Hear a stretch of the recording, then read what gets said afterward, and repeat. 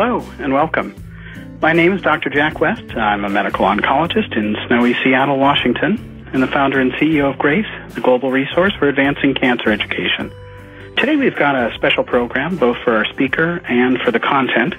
Dr. Jared Weiss is a medical oncologist who moved last year from the University of Pennsylvania to the University of North Carolina, where he is now an assistant professor and expert in lung cancer as well as head and neck cancers there.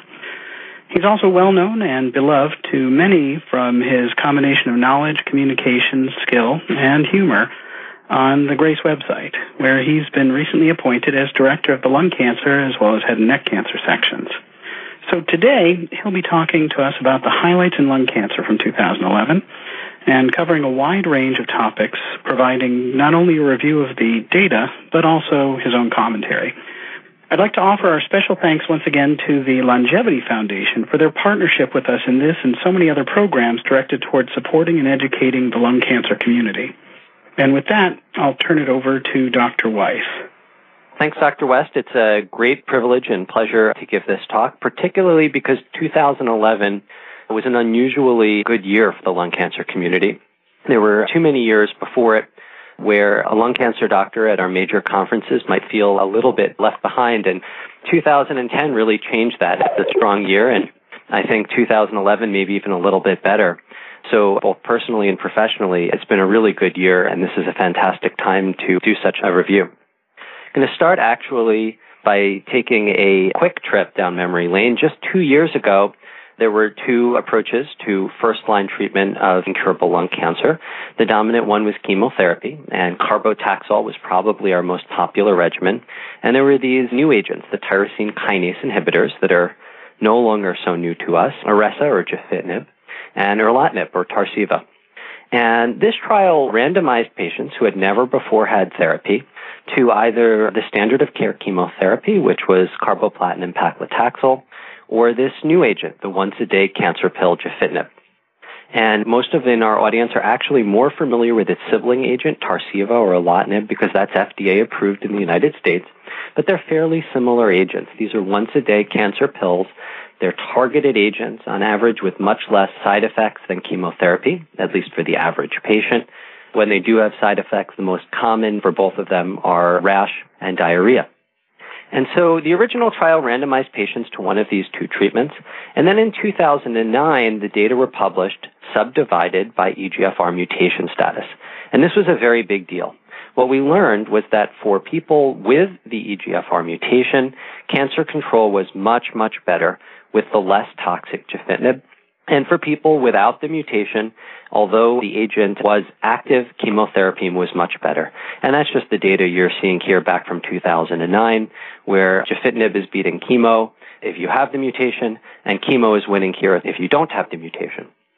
Well, that was a big deal, and most of us were pretty convinced by this, but there were two major problems with this data. One was that it was with gefitinib or Iressa, which is not FDA approved in the United States. And the other was that it wasn't a prospective study. So we talk a lot on Cancer Grace about levels of evidence. Our highest level of evidence is a randomized prospective controlled trial.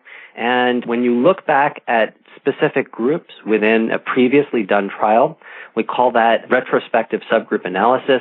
That's a little bit lower of a level of data, and not everyone was convinced. Enter the YearTrack Trial.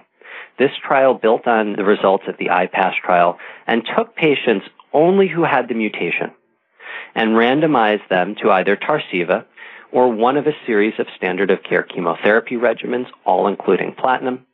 And here is the basic result. If you look at the top blue curve is progression-free survival for patients who are given erlotinib, and the white curve is patients who received chemotherapy. You have an almost doubling of progression-free survival here, an extremely large and meaningful result, prospectively done, clinically meaningful, and statistically significant. Well, how does this translate into overall survival? Before I show you the curve, I want to remind you that patients who got Tarceva could still get chemotherapy at the time of their progression, and patients who got chemotherapy could still get Tarceva at their time of their progression. And that's why the overall survival curve is less impressive. Most patients who got Tarceva then got chemo. Most patients who got chemo later got Tarceva. And we've seen as a theme of ordering of therapies that as long as a patient is exposed to all active agents, that sequence seems to matter a little bit less.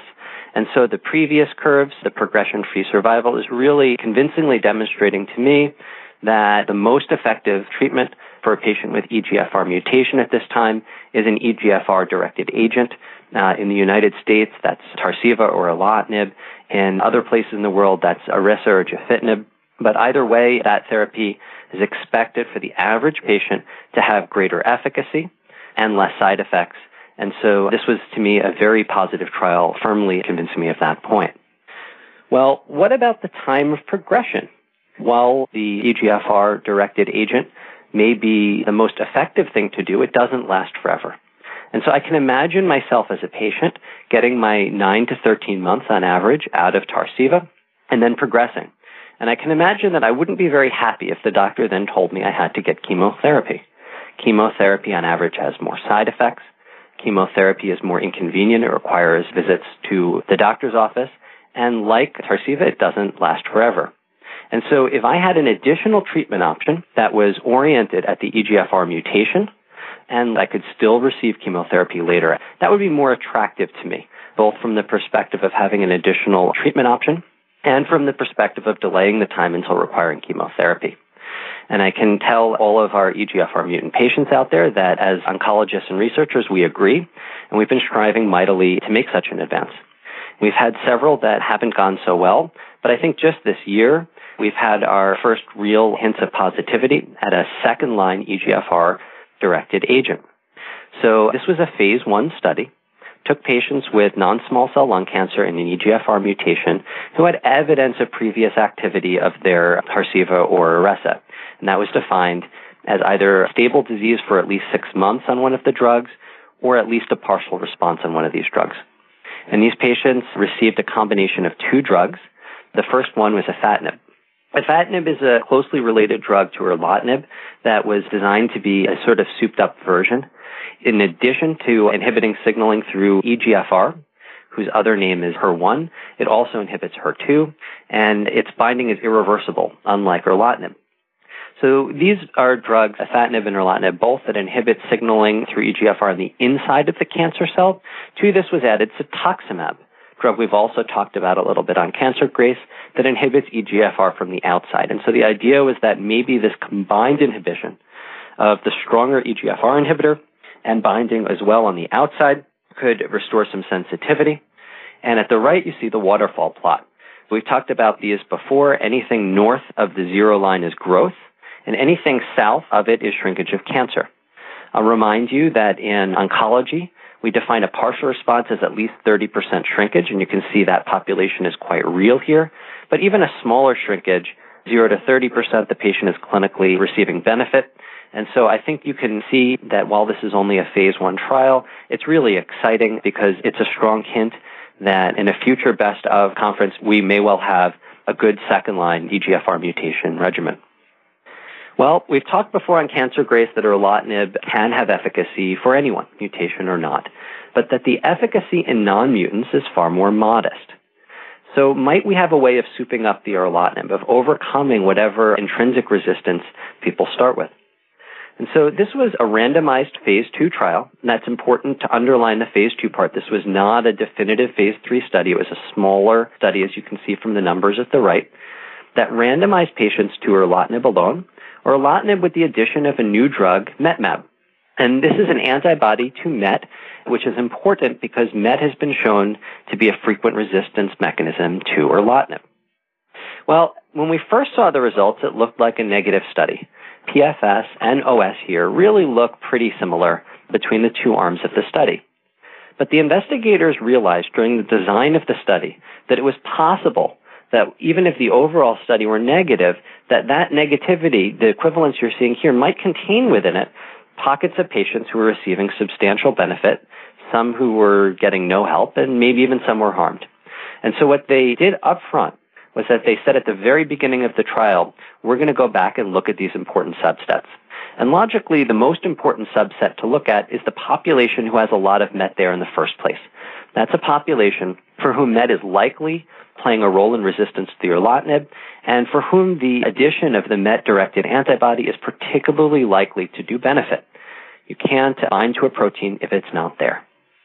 What's exciting about this data, making it part of the best of 2011, is that if you look at this group, they called it MET diagnostic positive, but in plain English, it's just really a lot of MET being there. You see that both progression-free survival and overall survival are very significantly and meaningfully helped by the addition of MET-MAB to erlotinib, and a phase 3 trial was designed as a consequence of this data. And so hopefully that'll be part of a future best of 2000-something. We'll continue the presentation by Dr. Weiss in the next podcast.